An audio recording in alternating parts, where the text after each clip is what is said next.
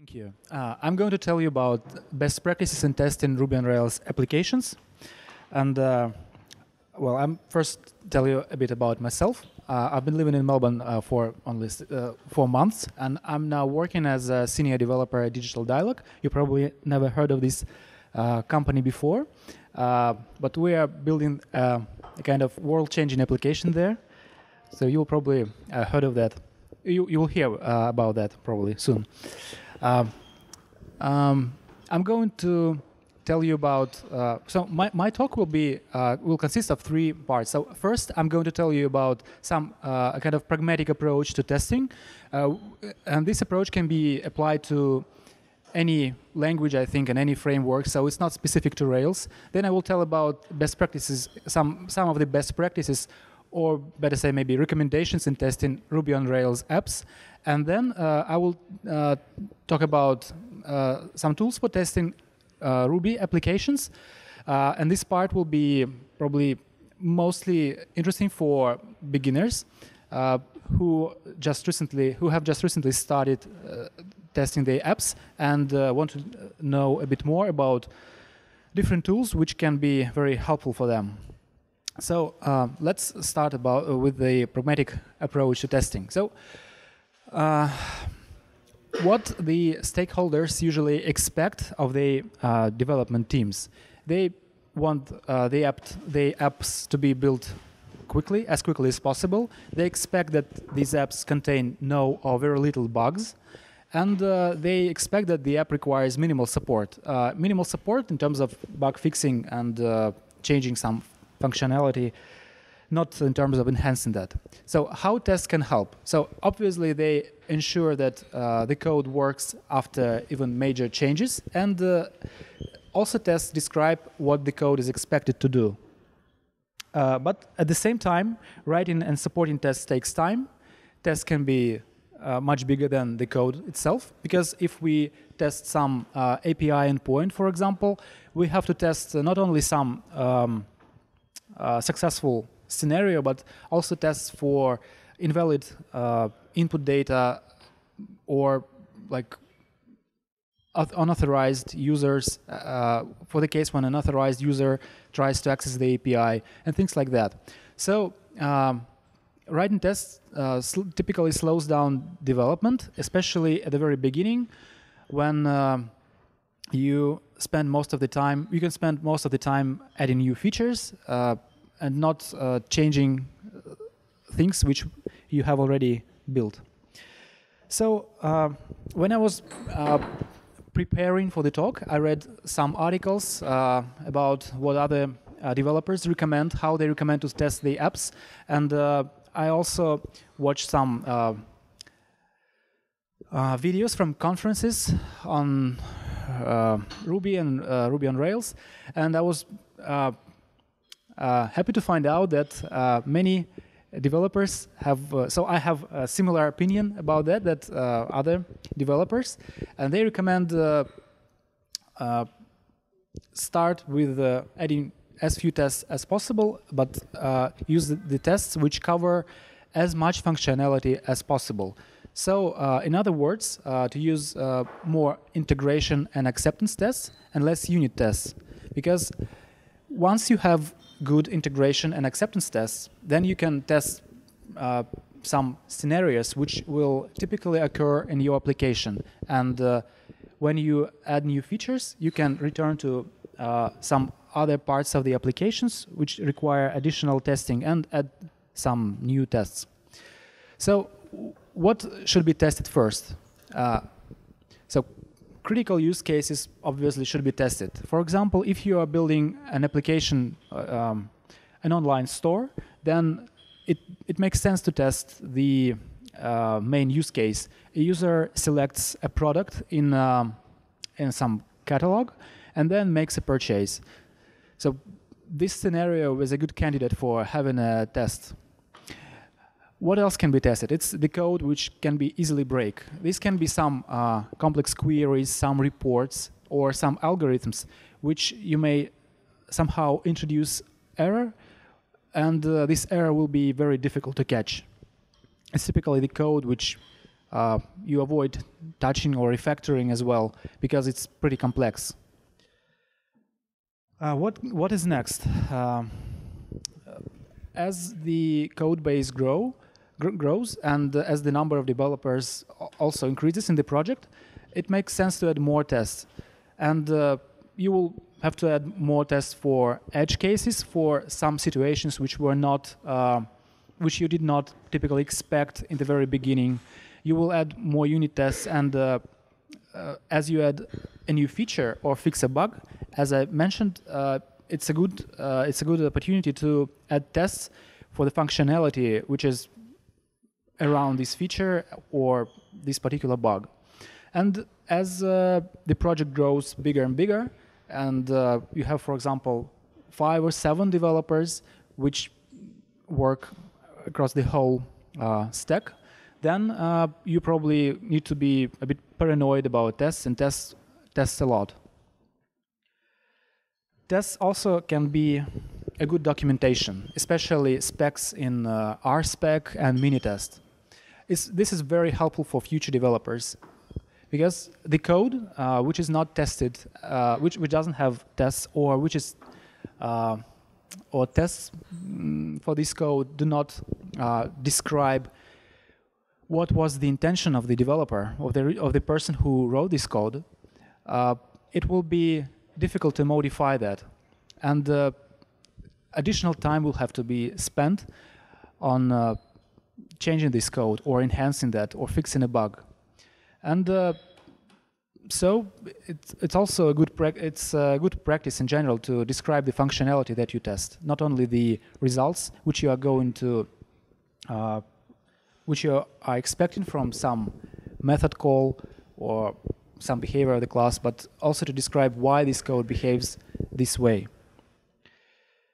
Here is an example. It's department. It's like a collection of some other departments here, and this is a test for a method. It's you can see here that it has some description for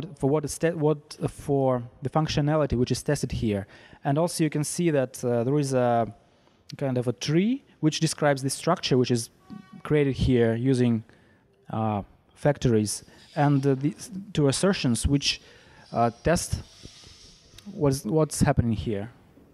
So yeah, okay.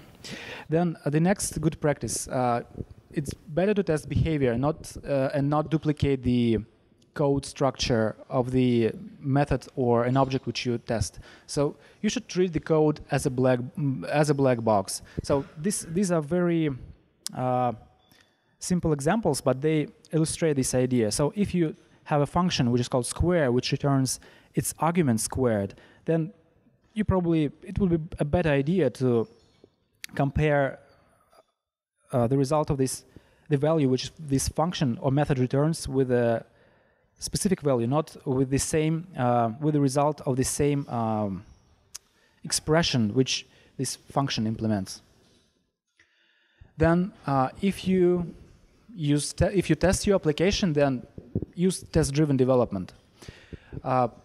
It's a good idea to start with designing the interface of the method or class that you build first, because test-driven development will help you to have a code with less bugs, but it won't help you with a good design.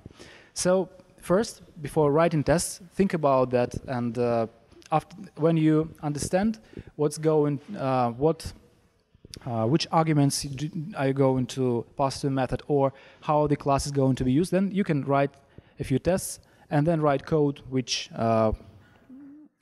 some minimal code which will so that the tests pass. And then don't forget to refactor, because when you write the code first, you don't typically pay attention to other code which you may have, which may be similar or which can be reused in this situation. So don't skip the third step here. Another good approach for testing is outside-in approach. While test-driven development is more about writing unit tests, for classes or methods. Outside-in approach is its approach for testing the whole application, the entire application. So you can start with acceptance criteria. So you will have some definition of what you are building, which functionality you are adding to your application. You will have some scenario, some successful scenario, some unsuccessful scenario, and after that you will be able to build. It will be much easier for you to build user interface or API for this new functionality, and it will also be easier to build, to write some tests for that and implement that. And with this approach, you will go deeper to the logic layer and the data layer of the application. In case of Ruby, it's mostly controller and models.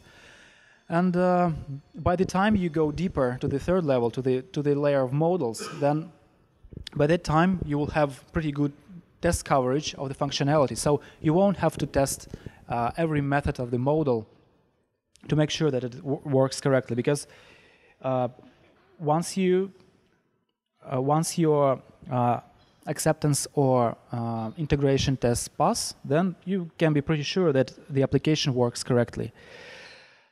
Now I want to talk about some recommendations in testing Ruby on Rails apps. I want to talk briefly about testing these parts of the applications, and I won't talk about user interface testing, acceptance testing, because it's a pretty big topic, and it's outside of the scope of my talk. So I would like to start with the API test, because it's the layer of the application which other application use or some other services use.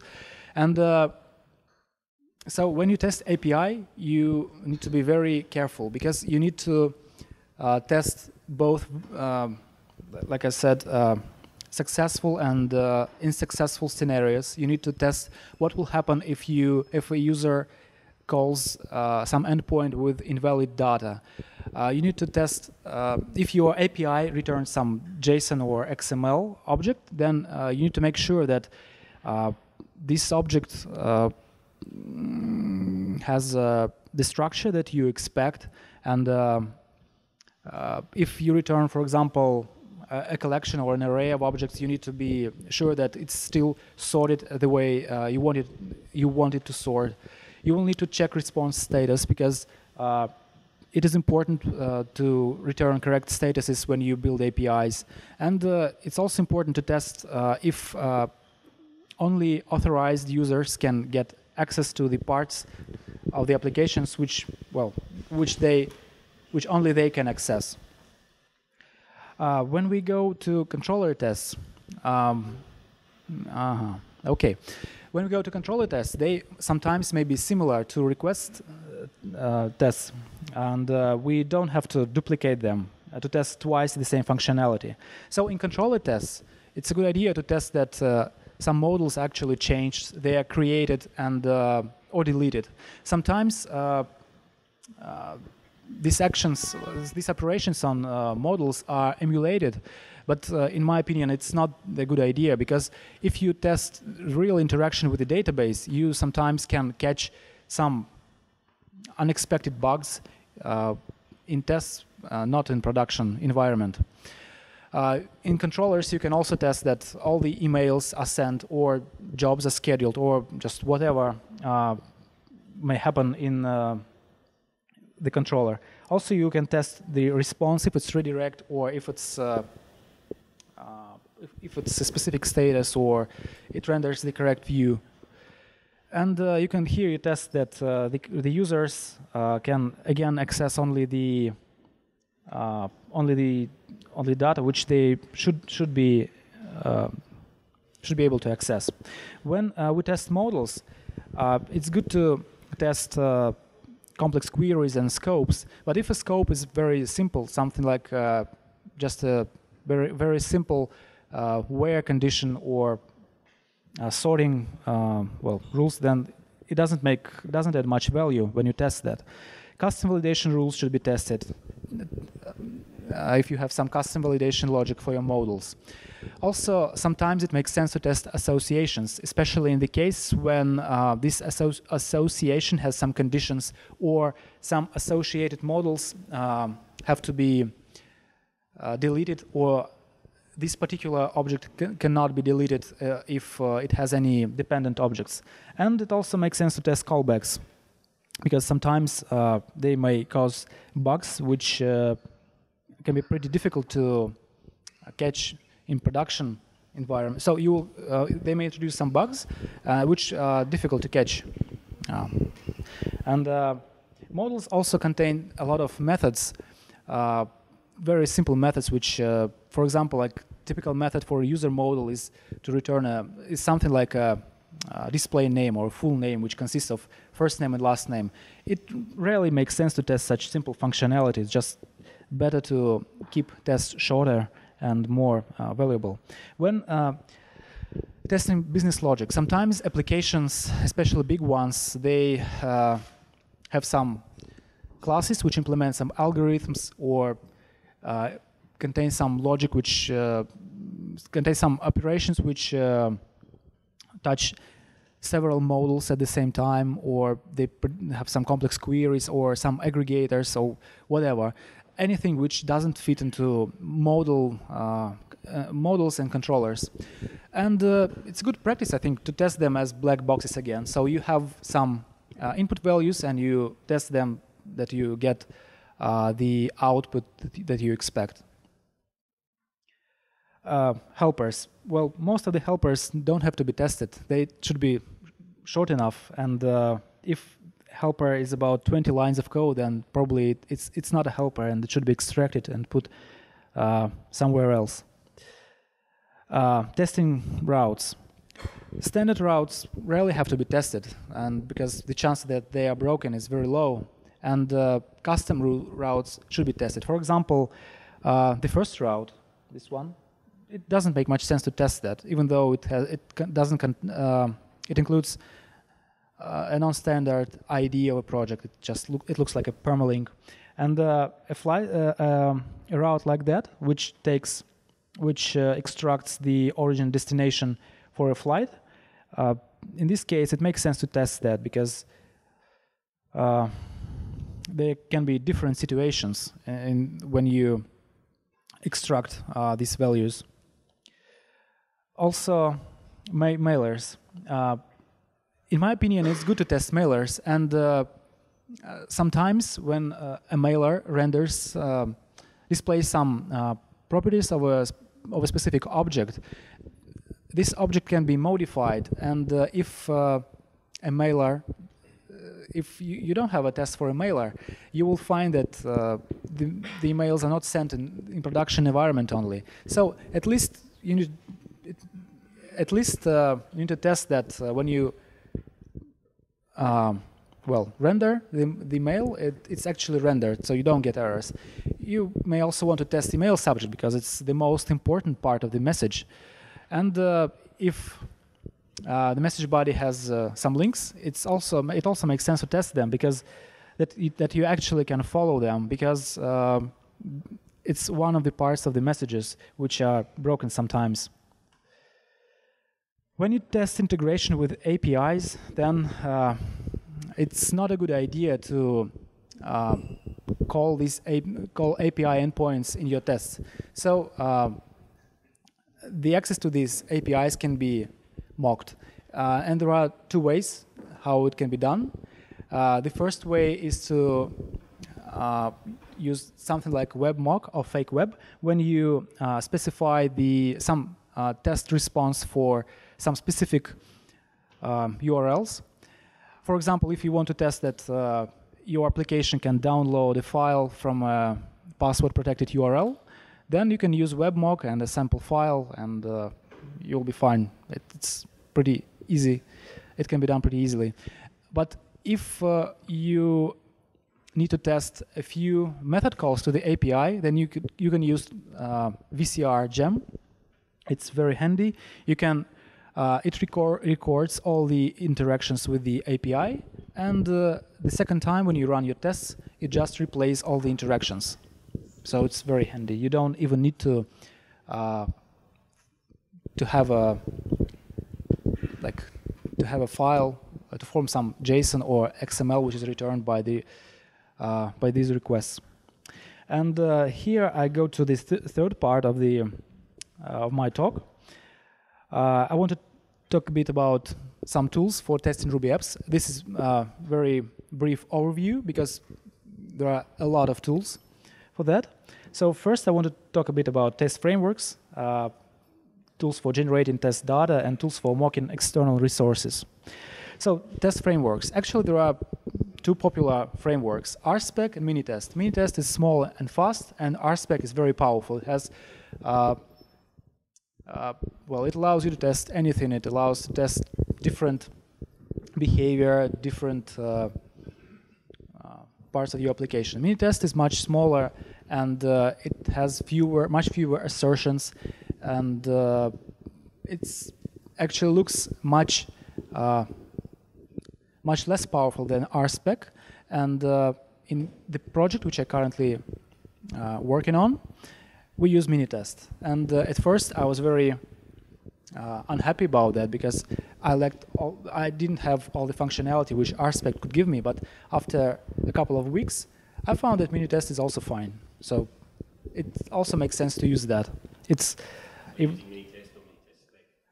I'm using Minitest spec. I prefer spec style because I like to have some kind of documentation for the code.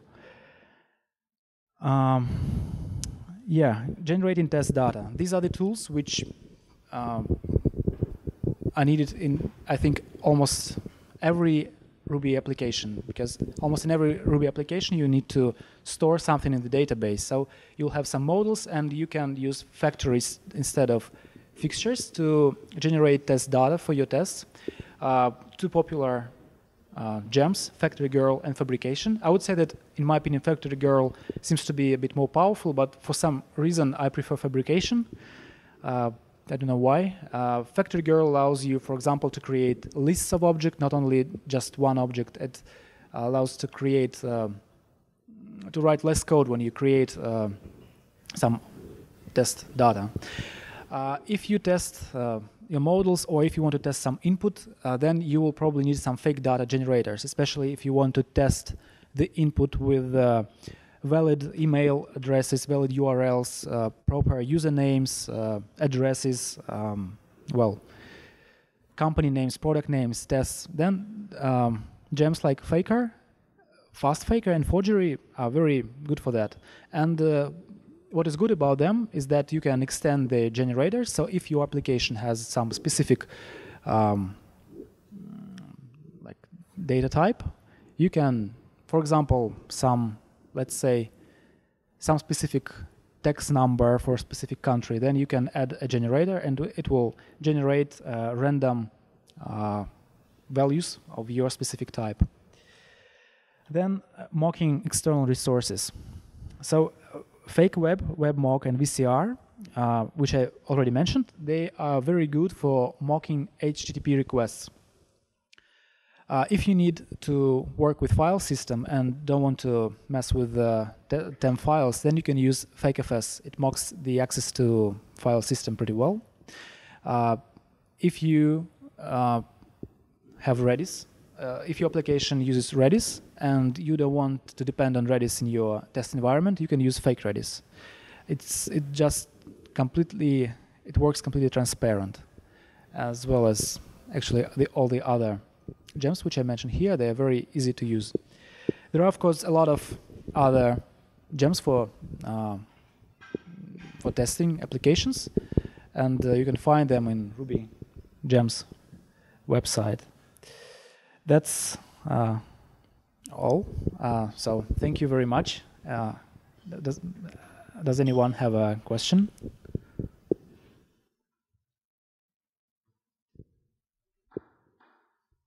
Yep. What do you think of trying to use doubles instead of factories? Doubles instead of factories? I would rather use factories because when you create objects with factories, they are stored with the database, and when you are they are real objects. They are saved like proper Ruby objects, and they trigger validations and all other things. And when you use doubles, you just typically like have some mock object which returns something. If if it's difficult and expensive to create an object, I would use a double. Or if this model doesn't exist, because in like a canonical application of outside-in approach, you won't have a model when you work on your controller, because you're going from outside in, from the web, from the user interface to controller and to models. So when you need to render some view, you will have to use doubles, because in this case you will probably not have a model. So that's a good example when you can use doubles.